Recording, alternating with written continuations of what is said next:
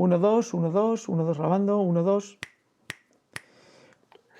Grabación del día 15 del 4 de 2022 con José Antonio Gámez sobre el cambio climático y pruebas a favor y en contra desde la paleontología. 1, 2, 1, 2 grabando, 1, 2. Hola amigos de ONER Ediciones, estamos aquí felices en un día como hoy, que es Viernes Santo, grabando con un amigo sobre algo que no nos va a dejar indiferentes. Nos adelantaba en el anterior capítulo sobre los dinosaurios, sobre cuestiones del cambio climático. Y esas cuestiones del cambio climático las quería hacer referencia sobre todo con, dijéramos, con el registro fósil. Y allí nos quedamos.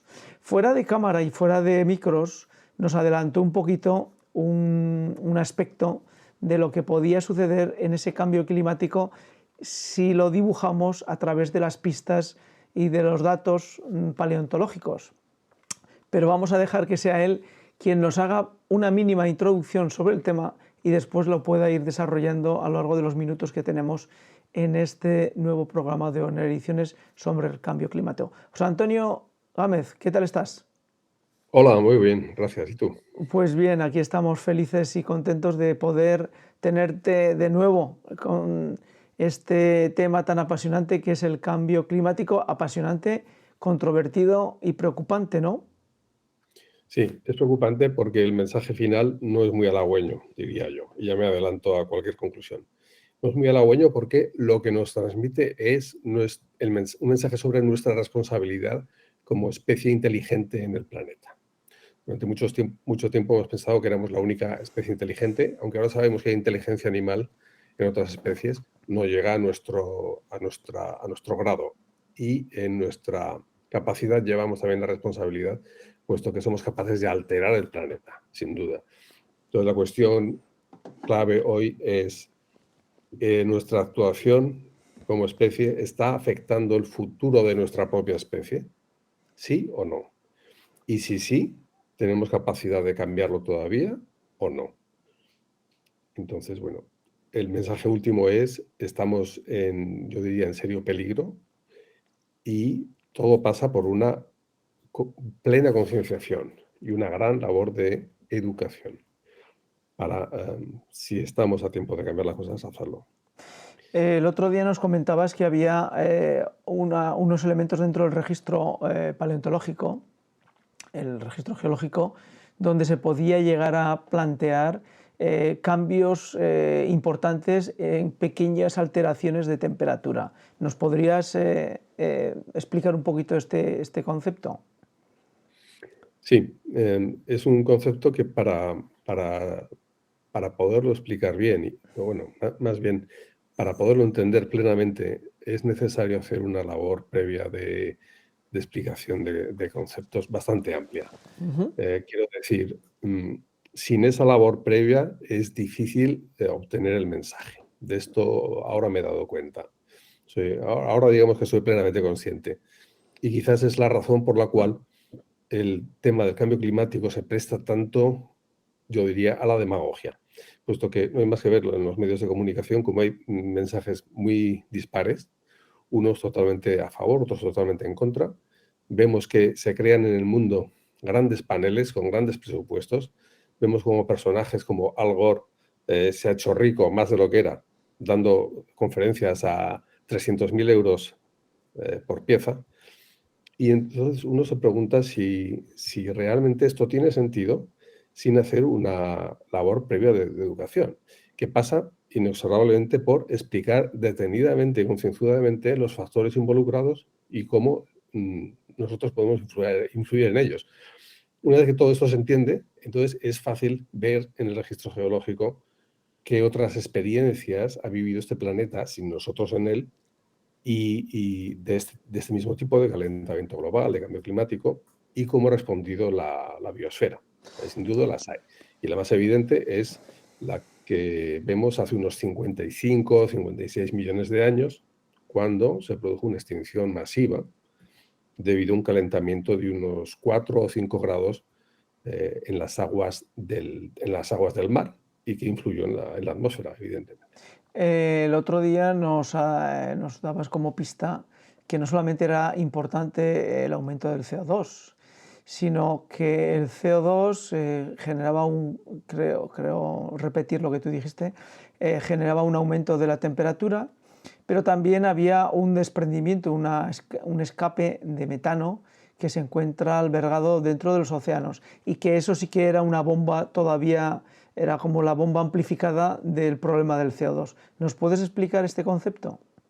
Sí, yo así lo entiendo. Empezando por haciendo un resumen de esto, yo así lo veo. Nosotros estamos liberando masivamente CO2. Esto evidentemente no es gratis, quiero decir. El planeta tiene un equilibrio en cuanto al CO2. El CO2 está en las aguas del mar, en las aguas, en los suelos, está en la atmósfera y todo se encuentra en equilibrio. Pero también hay carbono almacenado en forma de hidrocarburos. Si nosotros liberamos masivamente hidrocarburos transformados en CO2 por su combustión, hablando en plata, en corto espacio de tiempo, el sistema va a reequilibrarse. Es inevitable. Esto es de fácil comprensión. Si tú echas demasiado de una sustancia a un sistema que tiende a buscar el equilibrio, cuando este sistema se reequilibre, va a haber consecuencias. En este caso, las consecuencias pueden ser en forma de atrapamiento del calor que llega a la Tierra. Insisto que para entender plenamente todo esto habría que dedicar un tiempo a explicar cada factor. Hay muchos factores en juego, no solamente el CO2 que nosotros emitimos, hay muchos otros factores. Factores, por ejemplo, los bosques. Si nosotros eliminamos bosques, estamos alterando la manera en que el CO2 se almacena. Entonces hay que introducir conceptos como lo que es un reservorio de carbono, cómo el carbono se elimina o se introduce en la litosfera. Bien, pero por hacerlo breve, en mi opinión, el CO2 que estamos echando a la atmósfera está alterando el clima y esto no va a ser sino el inicio de un cambio mayor. Es decir, estamos disparando un mecanismo que se amplificará con el tiempo. Y el metano, bueno, pues se hace demagogia con las vacas, echan la culpa a las vacas, ¿no? Hay quien quiere eliminar la ganadería y hacernos a todos vegetarianos, porque las vacas echan mucho metano en sus ventosidades. Bueno, esto es una simplificación ridícula del problema, ya que la fuente principal del metano que podría liberarse a la atmósfera está enterrada en los sedimentos marinos. Sin duda. Y esto es lo que vemos que ocurrió en el pasado. Eventos de gran liberación de metano de los fondos marinos provocaron eventos ciertamente catastróficos de calentamiento que llevó a la extinción masiva de especies. Y el último ejemplo conocido lo tenemos en el límite entre dos etapas de tiempo que llamamos etapas de tiempo geológico que llamamos el Paleoceno y el Eoceno. Entre medio, allí, en el límite, hace unos 55 millones de años y medio, ocurrió esta liberación masiva de metano por razones que todavía no entendemos perfectamente, pero que están ahí. O sea, una de las dos, los geólogos manejan dos razones, una de las dos produjeron un incremento de unos 4 o 5 grados y eso llevó a una extinción en masa. Actualmente hemos medido un calentamiento de aproximadamente 1 grado en la temperatura media del planeta en los últimos casi 200 años, poco menos. Entonces, las predicciones son de que a este ritmo podemos alcanzar fácilmente 2-3 grados de incremento en cuestión de siglos. Es decir, estamos hablando de una escala temporal al menos 10 veces más rápida que las señales que leemos en el registro geológico. Entonces, ciertamente esto no va a ser gratis, va a tener un efecto. Pero insisto, otro tema es, ¿podemos hacer algo para pararlo? E incluso podemos ir más allá. El cambio que estamos viendo es un cambio natural que estamos amplificando. Es decir, ¿hay alguna otra razón que pueda haber disparado esto casualmente a la vez que el desarrollo industrial y que nuestro desarrollo industrial está simplemente amplificando? Esa es una gran pregunta. Y bueno, posiblemente sea ese el caso. No se puede contestar sin examinar detenidamente cada uno de los factores en juego. Y esto es lo que yo he hecho en falta. No hay ningún medio de comunicación, es más, yo no diría que ningún panel internacional que esté analizando todos los factores en juego. Se está simplificando la cuestión. Entonces, ¿esto qué ha llevado, en mi opinión? Ha llevado que la opinión pública ve estas inconsistencias porque hay una cosa que se llama inteligencia colectiva. Y yo creo que la gente detecta algo raro en toda esta controversia. Ve que algo no funciona. Y porque chirría un poco.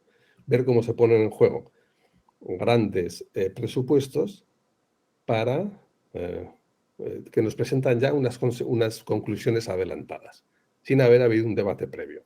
Entonces la gente sospecha y automáticamente lo que se produce es mi impresión, que hay un cierto movimiento en contra a cualquier cosa que suene a ecologismo.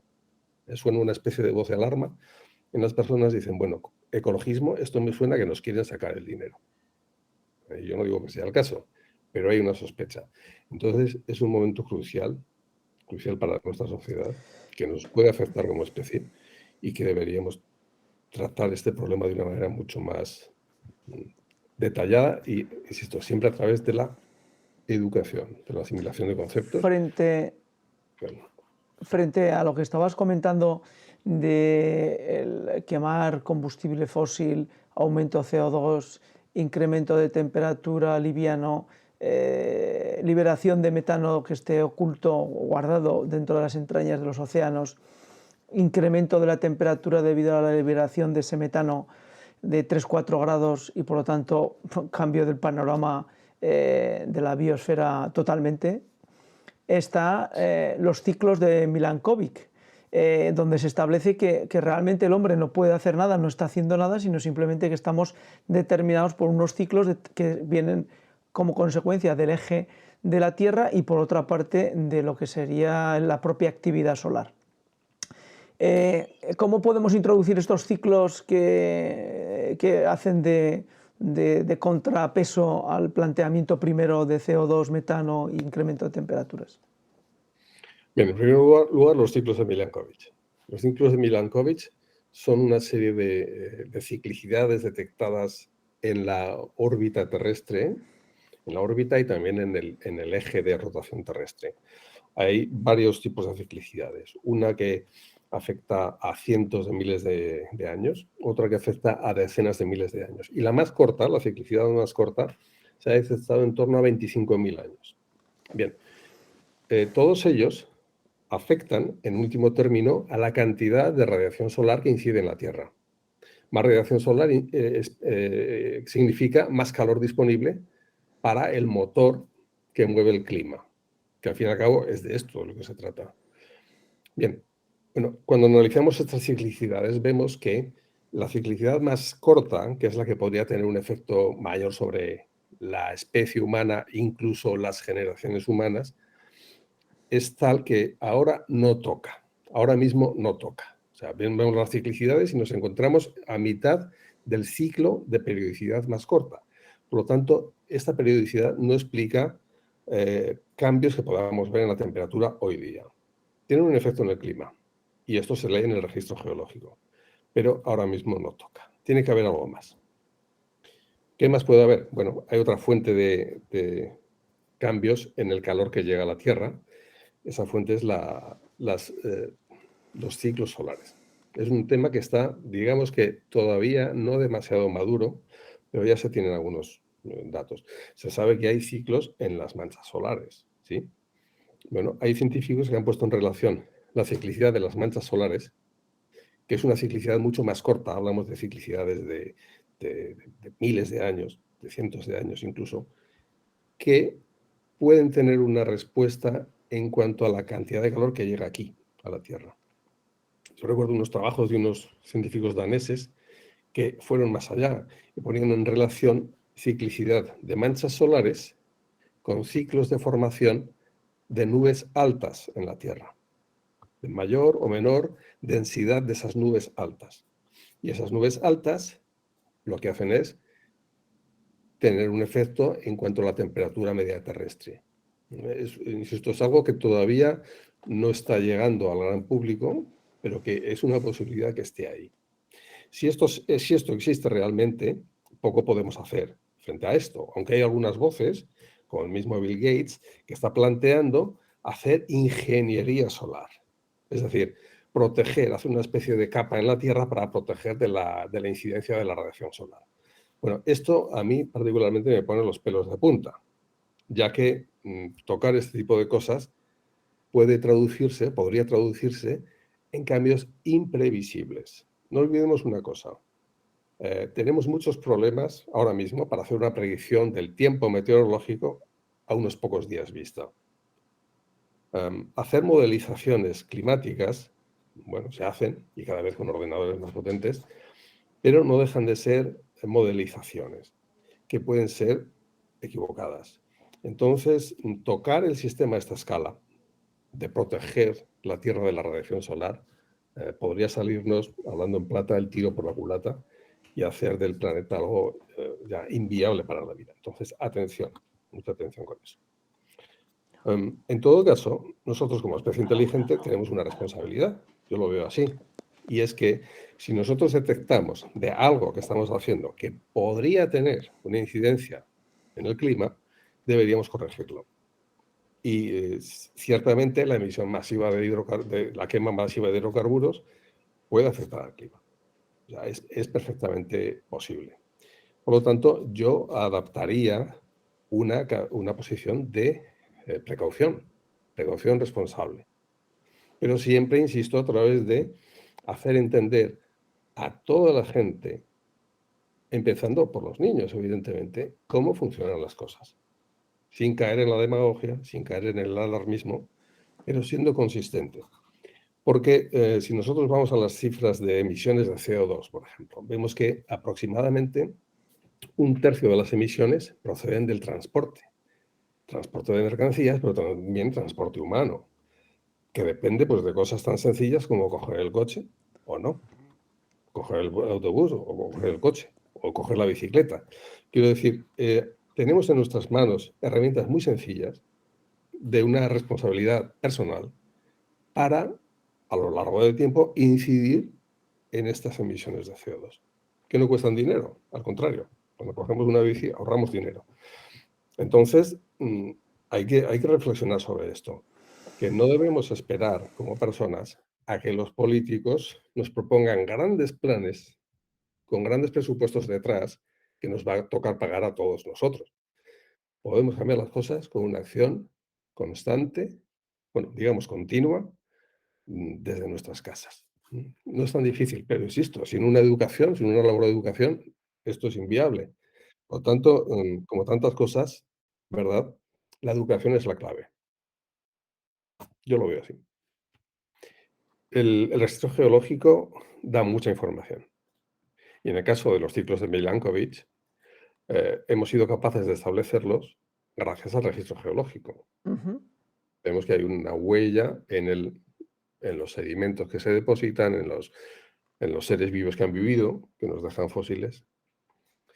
Pero lo que nos estamos dando cuenta, al menos yo me estoy dando cuenta, es que el registro geológico, cambios de una escala de tiempo geológico, hablamos de decenas de miles de años, somos capaces de detectarlos. Pero cambios muy rápidos, probablemente no. Porque al fin y al cabo, el registro geológico, el estudio de este es una herramienta. Toda herramienta tiene una escala de aplicación, una escala de tiempo de aplicación, que es una consecuencia de la escala física en la cual nosotros podemos muestrear, tomar nuestras muestras y hacer nuestros análisis. Pero ¿qué ocurre si hay un cambio que es más rápido que nuestro poder de resolución de esos estudios? Al fin y al cabo, nosotros manejamos rocas, siempre. Si está un poco consolidada, bueno, podemos llamarlos sedimentos. Sedimentos o rocas. Y eso lleva un tiempo de depósito.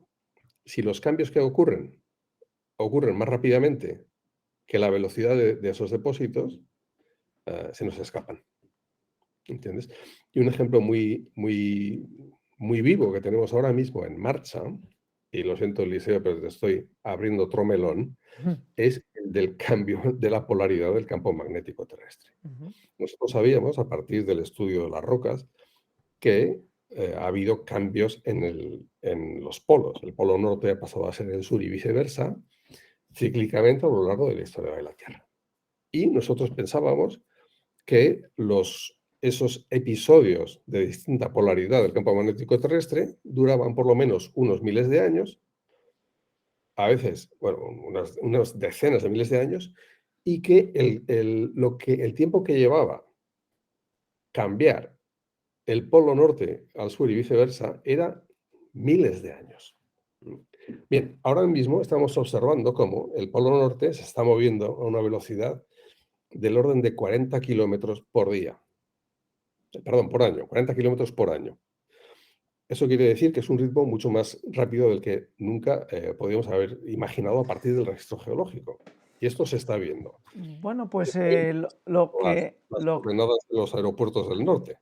Cambian cada año de coordenadas porque el polo se mueve. Se está moviendo de Canadá en dirección hacia Siberia a una gran velocidad. Entonces, esos cambios se nos han escapado hasta ahora. Y es un cambio que va a traer, bueno, un problema que vamos a tener que hacer frente a una escala de generaciones humanas. Por lo tanto, atención. Bueno, pues Atención. entonces has abierto tu melón y necesitamos otro espacio. Invitamos a José Antonio Gámez a que en el siguiente espacio, con un poquito más de tiempo, tratemos estos temas, porque además con respecto al movimiento de los polos magnéticos, es fácil recordar en aquella asignatura de geología histórica, ¿verdad?, que había unos mapas donde se veía cómo se había ido moviendo el polo norte y el polo sur a lo largo de los distintos periodos geológicos y cómo quedaban perfectamente registrados en el registro geológico.